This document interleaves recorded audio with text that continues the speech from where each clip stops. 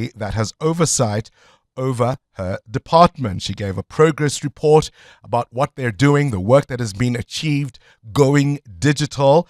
But the Sunday Times or Times Live this morning are reporting of a leaked piece of audio in which she addressed members of her party's caucus and made it very certain there were questions she would not answer.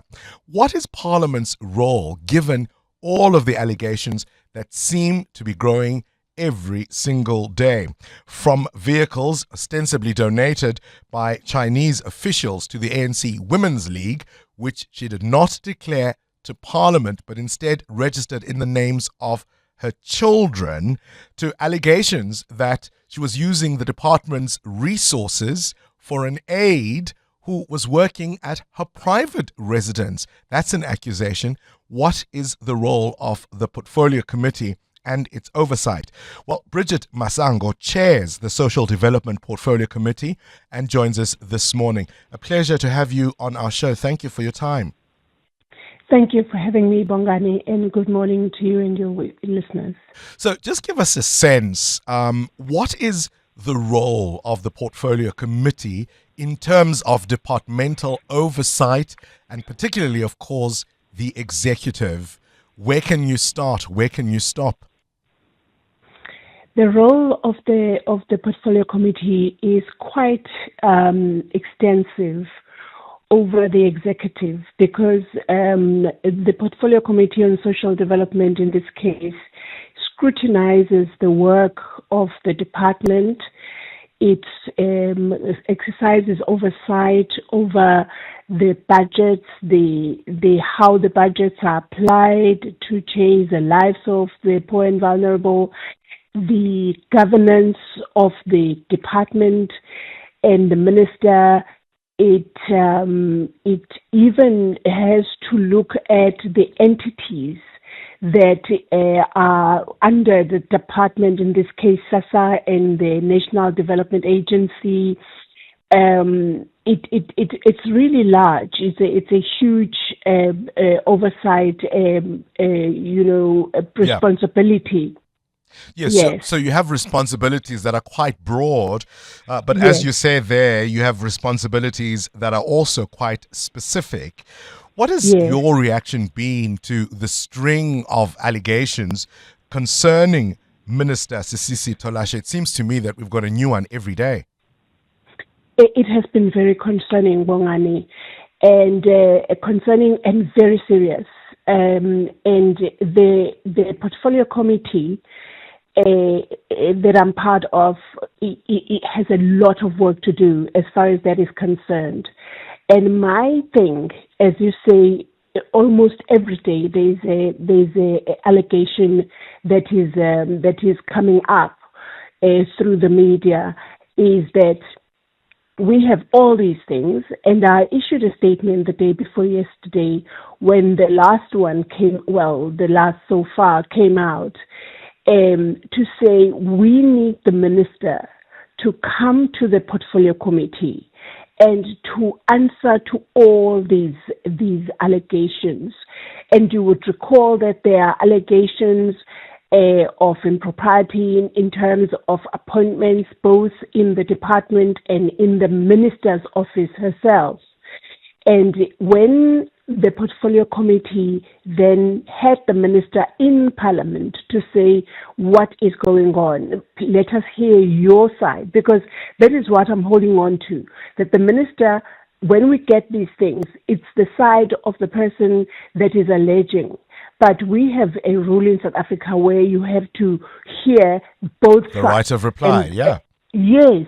And so, for example, those allegations, which were also very serious, of the employment of people that may not have qualifications, of people that some people were even left the department, were fired, and so on and so forth. Well, there's also the small matter of 3 million rand of a trip to New York. To New York, yes. And the misleading, the possible misleading of Parliament. I mean, those are serious issues. You do not do that. And those cases For example, the misleading of Parliament. Members of Parliament have reported the minister to the Ethics Committee, but the ones where there was just a number of things that were reported and alleged about the appointments of people, we asked the minister to come to Parliament. She came to Parliament and she said to us, she has sent the ministerial appointments issue to the PSC for the PSC to pronounce on them, and then there's a forensic investigation about the departmental allegations. So she didn't answer your questions? Is that what you're saying? That's what I'm saying. She just, there was a time when she said, no, the appointment of the DG that was said it was 5 years when it was supposed to be a year was a clerical error. And then after that, she went and laid charges against the former DG. And so we followed all that up to say, how is it that you can come to us and say, no, it was a clerical error, it's actually 1 year.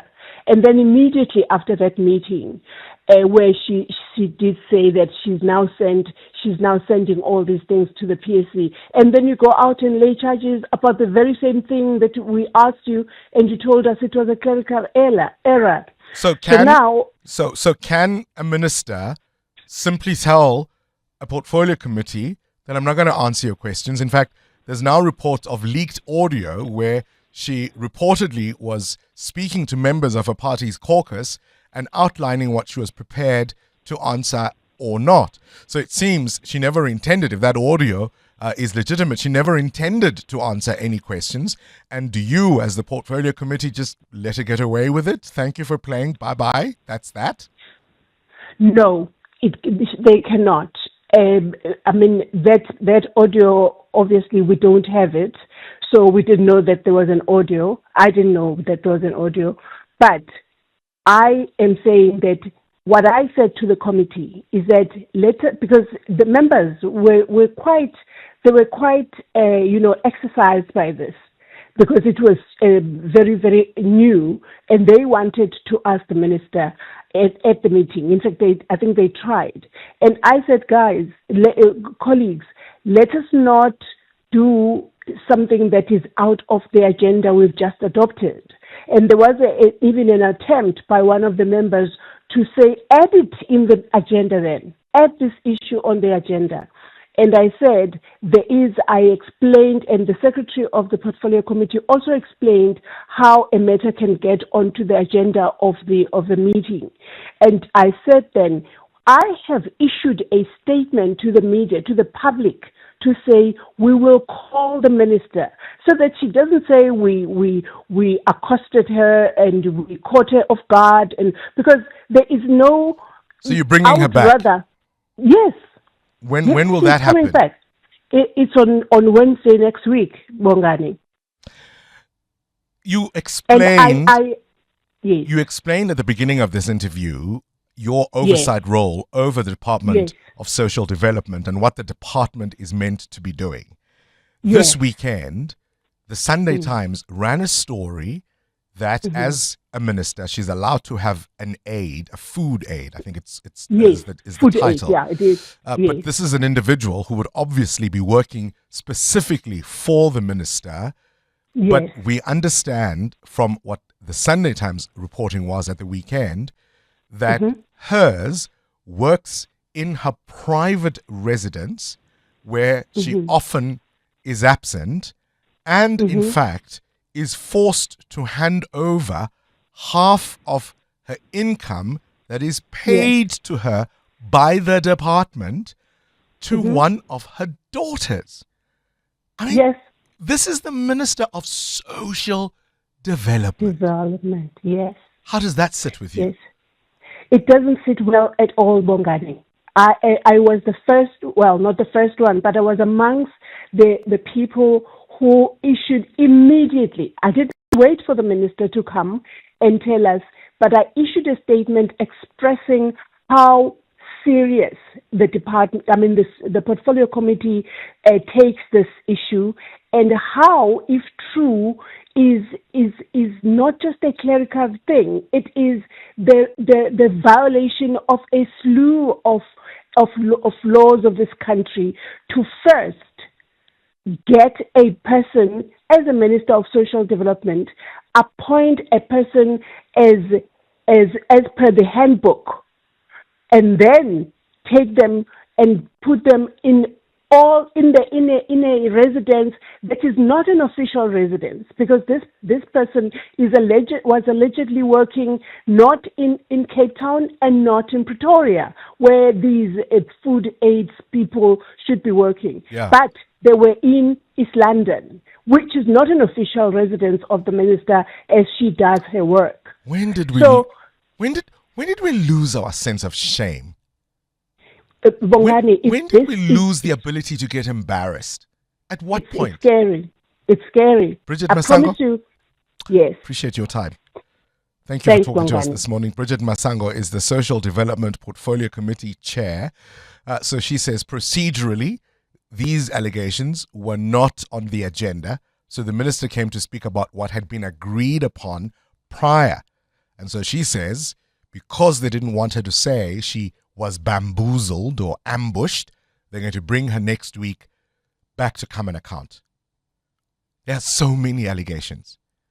That 3 million rand trip to New York, officials appointed and fired. She says one thing to Parliament, and then she goes and lays a charge based on the opposite. But I think, and then of course there were the silly cars.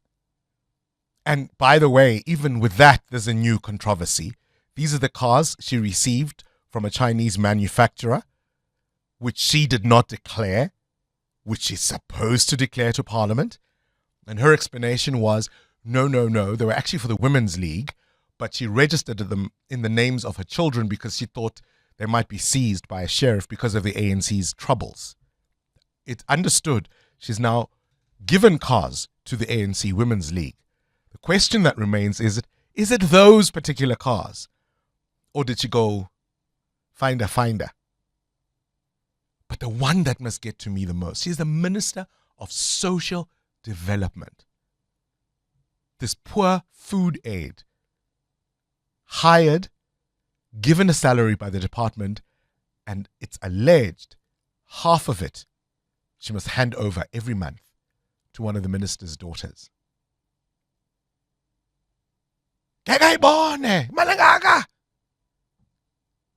When did we lose our shame?